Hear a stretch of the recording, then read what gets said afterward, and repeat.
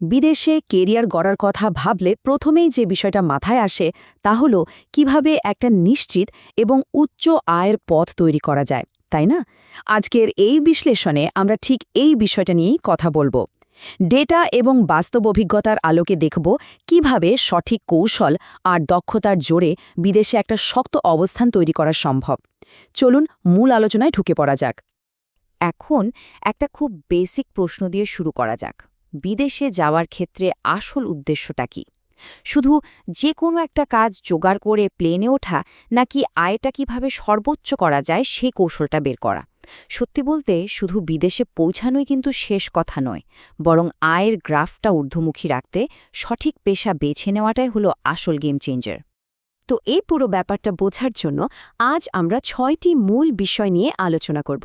কর্মসংস্থানের মূল ভিত্তি থেকে শুরু করে টেকনিক্যাল ট্র্যাক, সহজে শুরু করা যায় এমন কাজ, উচ্চ আয়ের আইটি খাত, সঠিক পথ বেছে নেওয়ার কৌশল এবং সবশেষে সাফল্যের জন্য কিছু মাস্ট হ্যাভ টিপস। চলুন শুরু করা যাক আমাদের প্রথম পয়েন্ট দিয়ে, কর্মসংস্থানের মূল স্তম্ভ। বিদেশে একটা ভালো পজিশন নিশ্চিত করার ব্যাপারটা কিন্তু অনেকটা একটা পাজল মেলানোর মতো। এখানে মূলত ৩টি স্তম্ভ বা পিলারের উপর ভিত্তি করে পুরো কাঠামোটা দাঁড়িয়ে থাকে। প্রথমত, যে দেশে যাওয়ার কথা ভাবা হচ্ছে সেখানে কাজের আসল চাহিদাটা কেমন। দ্বিতীয়ত, সেই কাজের জন্য কি কতটুকু দক্ষতার প্রয়োজন। আর তৃতীয়ত, লোকেশন বা ভৌগোলিক অবস্থান নির্বাচন। ধরুন ইউএই, সৌদি আরব, কাতার নাকি ইউরোপ, কোথায় কাজের সুযোগ বেশি সেটা বোঝা। এই তিনটির পারফেক্ট কম্বিনেশন ছাড়া কিন্তু ভালো আয় করা বেশ কঠিন। এবার আসা যাক দ্বিতীয় অংশে, দ্রুত টেকনিক্যাল ট্র্যাক। এই ট্র্যাকের সবচেয়ে ইন্টারেস্টিং বিষয়টা হলো সময়ের ইনভেস্টমেন্টের উপর অবিশ্বাস্য রিটার্ন। একটু খেয়াল করলেই বোঝা যাবে, মাত্র ৩ থেকে ৬ মাসের একটা শর্ট ট্রেনিং নিয়ে একজন ইলেকট্রিশিয়ান, প্লাম্বার, এসি টেকনিশিয়ান বা ওয়েল্ডার মধ্যপ্রাচ্য এবং ইউরোপে অনায়াসেই ২ থেকে ৫,০০০ দিরহাম বা তারও বেশি আয় করতে পারেন। মানে খুব অল্প সময়ে নিজেকে পুরোপুরি প্রস্তুত করার এর চেয়ে দারুণ উপায় আর কি হতে পারে। কিন্তু আয়ের অঙ্কটা যে এখানেই আটকে থাকে তা কিন্তু নয়।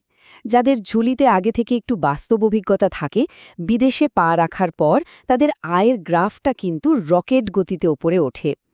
এই অভিজ্ঞতা কাজে লাগিয়ে খুব সহজেই মাসে ৭,০০০ দিরহাম বা তার বেশি আয় করা সম্ভব। তবে এখানে একটা ছোট্ট কিন্তু খুব গুরুত্বপূর্ণ বিষয় আছে। ওই যে উচ্চ বেতনের কথা বললাম, সেই লেভেলে পৌঁছতে হলে শুধু সাধারণ টেকনিক্যাল কাজ জানলেই হবে না, নিজেকে একটু আপগ্রেড করতে হবে। যেমন একজন কনস্ট্রাকশন সুপারভাইজার বা ফোরম্যানকে কাজের ব্লুপ্রিন্ট বা ড্রয়িং পড়তে পারার পাশাপাশি পুরো টিমকে সামলানোর মতো ম্যানেজমেন্ট স্কিলও আয়ত্ত করতে হবে। এর বাইরে টেকনিক্যাল ট্র্যাকে অটোমোবাইল সেক্টরটা কিন্তু দারুণ স্টেবল একটা জায়গা। ভেবে দেখুন, গ্লোবাল অর্থনীতি যেমনই চলুক না কেন, গাড়ি নষ্ট হলে তো মেরামত করতেই হবে, তাই না? আর ঠিক এই কারণেই বিদেশের গ্যারেজগুলোতে অটো মেকানিক আর ডেন্টিং পেন্টিং এক্সপার্টদের চাহিদা সব সময়, মানে লিটারালি সব সময় লেগেই থাকে। আমাদের লিস্টে ৩ নম্বর পয়েন্টে থাকছে সহজে শুরু করার মতো চাকরি। যাদের হাতে সময় কম, অর্থাৎ খুব দ্রুত বিদেশে পাড়ি জমাতে হবে, তাদের জন্য এই এন্ট্রি লেভেল কাজগুলো বেশ সুবিধার। তবে এখানে আয়ের একটা বড় তফাৎ আছে। যেমন হাউসকিপিং বা ক্লিনিং পেশায় শুরুতে মোটামুটি ১৫০০ দিরহামের মতো একটা বেসিক আয় হয়। কিন্তু যদি ড্রাইভিং পেশার দিকে তাকানো যায়, সেটা ট্যাক্সি হোক বা ডেলিভারি, শুরুতেই আয়টা এক লাফে প্রায় ৩৭০০ বা ৪,০০০ দিরহামের কাছাকাছি পৌঁছে যায়। তবে হ্যাঁ, এই বেশি বেতনের পেছনে একটা ছোট্ট শর্ত বা ক্যাচ রয়েছে। ড্রাইভিংয়ে এই ভালো টাকাটা আয় করতে হলে যে দেশে কাজ করা হবে সেখানকার লোকাল ড্রাইভিং লাইসেন্স থাকাটা একেবারে বাধ্যতামূলক। যেমন ধরুন ইউএইতে কাজ করতে চাইলে সেখানকার নিজস্ব লাইসেন্স বের করতেই হবে।